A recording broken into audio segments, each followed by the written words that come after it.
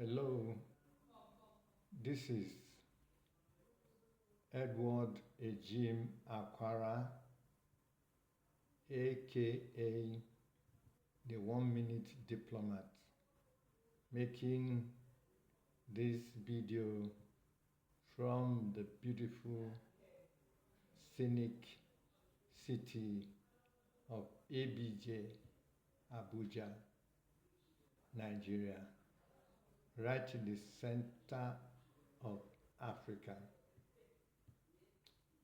I have already explained in some detail to some of you who might have watched my earlier videos about how I came to be called the 1 Minute Diplomat.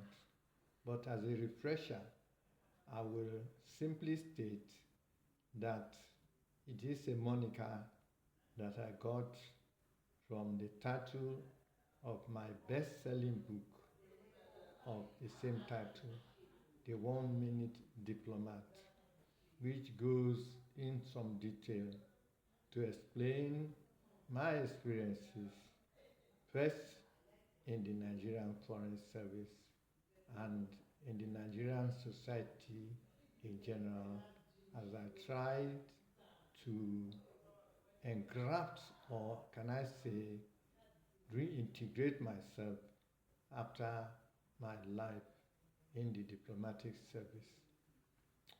Interestingly, I had gone into the foreign service with some goals which I think I basically achieved, like I stated in my book, The 1 Minute Diplomat. First and foremost, I thank God because I think I have lived what I would call a charmed life. First, I was in the protocol department of the Ministry of Foreign Affairs, and in spite of some certain misunderstandings I had at a stage with my boss, the chief of protocol, I ended up working for the PAMSEC, the Venerable Old Man, Ambassador Joe T. Iyala, who, for whom I was like a PA of colonial affairs. I was lucky to have been picked by Ambassador Iyala, a very powerful super permanent secretary during the Gowon regime, and there was a PA of sorts. I was the one that he chose to be arranging his luncheons and some of the social events he arranged in Kobadis, in the Western House, Metropolitan Club, and in other places in Lagos where the Ministry of Foreign Affairs, of course, at that time, Nigeria's capital was in Lagos. So I had a very nice time working for the PAMSEC, and I found favor in his sight, and to my greatest surprise, he picked me. He sent me to foreign service training at the Foreign Institute in Canberra, Australia. And while I was there, he posted me to New York City to work at the consulate, first as a vice consul and then later as a consul. Why I give this background is to explain a little bit about what the background when I want to talk about Donald Trump, the new president of the United States of America. As you all know, Donald Trump achieved much of his exploits in the real estate arena in New York City, and coincidentally, I was in New York City at that time as the consul of Nigeria. Of course, I didn't have any personal knowledge of Donald Trump while I was there, since my life was basically in the diplomatic arena. But I shortly afterwards started following on his career, because as a person who had socialized to a certain extent in New York City. In fact, my friends used to call me a mayor of New York, because as a young guy, I got into New York when I was 24 years of age, and I was there till I was for 2 years. By the time I was leaving New York, I was getting to 28 years of age. So I was in a very active phase of my life, and I worked very hard, trying as much as possible to do the consular work, which included helping Nigerians who had immigration, visa problems, or sometimes some run-ins with the American authorities. But like we used to say, the Jews own New York, the Irish run it, and the blacks enjoy it.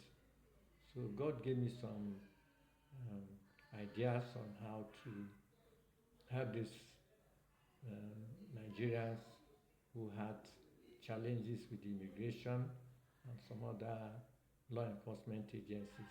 Because like I said earlier, the Irish, they run New York.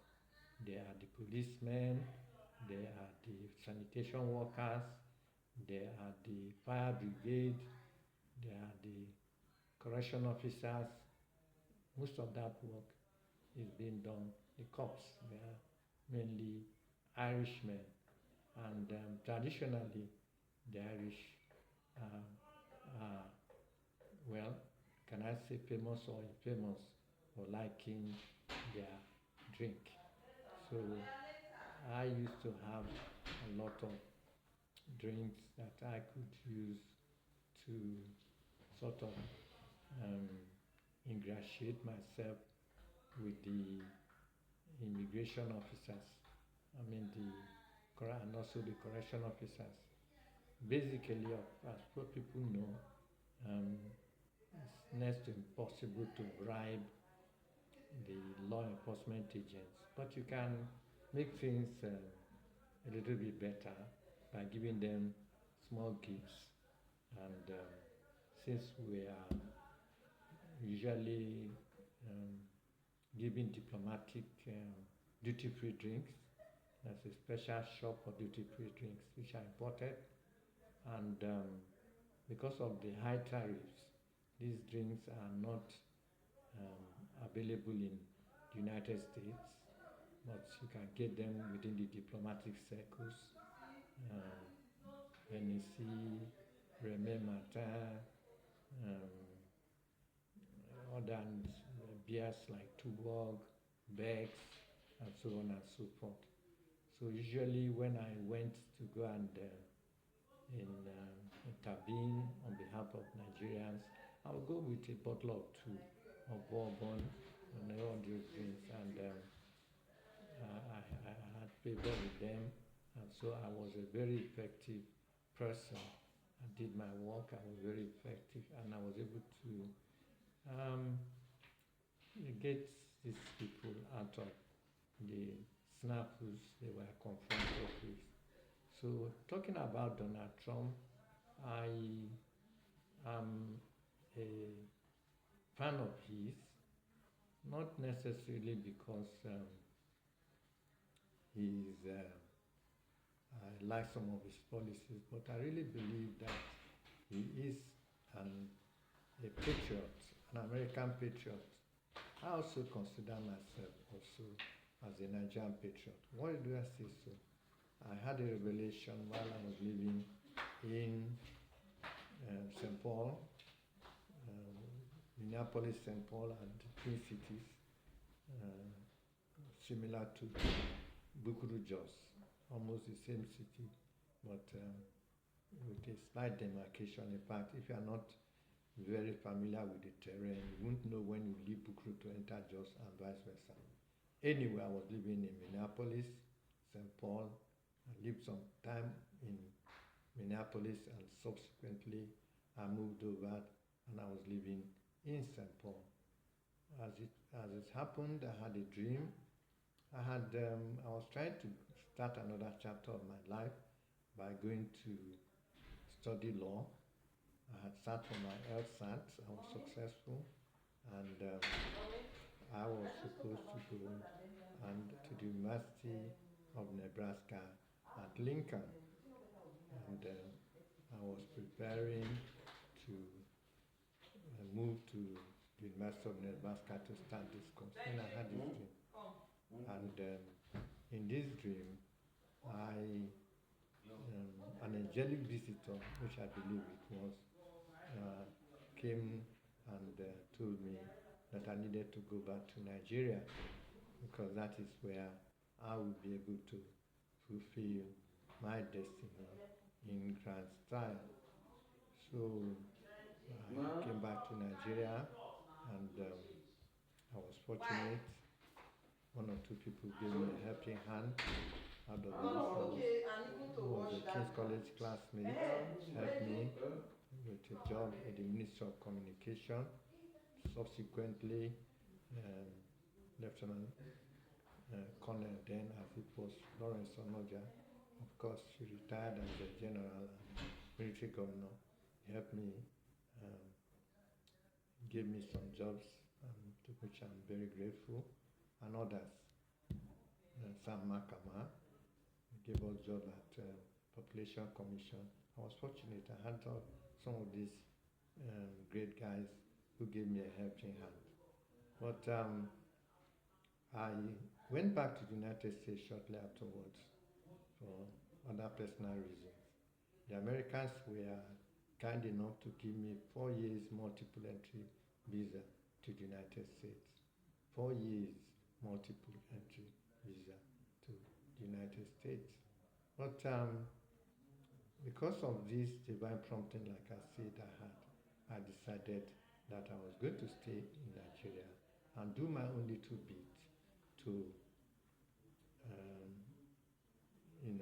assist in the so-called Nigerian project. Well, why am I talking about Donald Trump? I really believe that he is one of the best things that could have happened to a country like Nigeria. Don't get me wrong, there are many Nigerians who are in the United States of America for very valid reasons, and of course the environment here in Nigeria is not really encouraging. But for goodness gracious sake, it rankles me occasionally when I see so many of our people, many of them, some friends, they spend all their time talking about Nigeria and they are in the United States.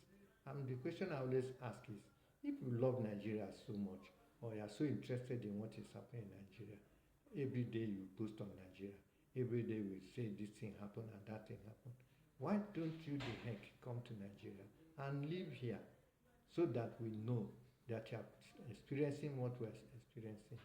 There can't be any comparison between somebody who is right here on ground and you who is there, and all you have to do, you have free Wi-Fi, so you can always post, give opinion, talk about what Nigeria this, talk about the Fulani this, talk about Igbo this, talk about Yoruba this, talk about this thing, this and that and that and that. Armchair strategies. But so I think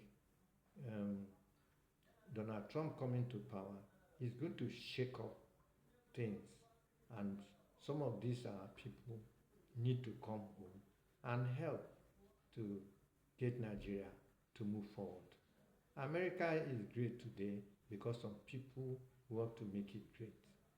So we all hands need to be on deck especially in 2027. We are looking forward to taking over in Nigeria and pushing out some of these selfish, wicked people who have taken a stranglehold of Nigeria. So I personally, I believe, since I came back to Nigeria, well, how many years ago, I've never left Nigeria. I've been here, going through whatever. I've lived in Kano, I lived in Jos, I lived in Otupo, I lived in Aba, I've lived in Lagos. Yes, and I kept on soldiering on. I didn't bother myself. Things are not the way it's supposed to be. But I think that all of us, all hands need to be on deck to help this country to move forward. That's why, personally, I'm trying to put together what I call the 1 Million Millionaires Mastermind, which I'm looking forward to how it can coalesce and be the arrowhead that can change things in Nigeria and also help to drive our political and financial emancipation in this part of the world. Yes, it may be a tall order. Maybe you can say I'm ambitious or whatever, but I have felt that everybody is just like ants in an ant heap. If every ant makes his own contribution, the ant heap or the ant hill gets built. So I am sorry, many people are crying, doing this, wondering this Donald Trump, to them he's the devil incarnate. But I don't look at it that way. We, if you are a Nigerian, either you cut out and go and become an American and forget about Nigeria, or not when you are in the United States. You spend all your time tweeting, talking this and that about Nigeria. And for goodness gracious sake, you don't really know what is going on here. You can't imagine what we are feeling, whether it is the skyrocketing food prices and all that. So you put up or shut up. You can't be an armchair strategist talking about what is going on in Nigeria. And basically, you don't have any idea what is going on. You don't know.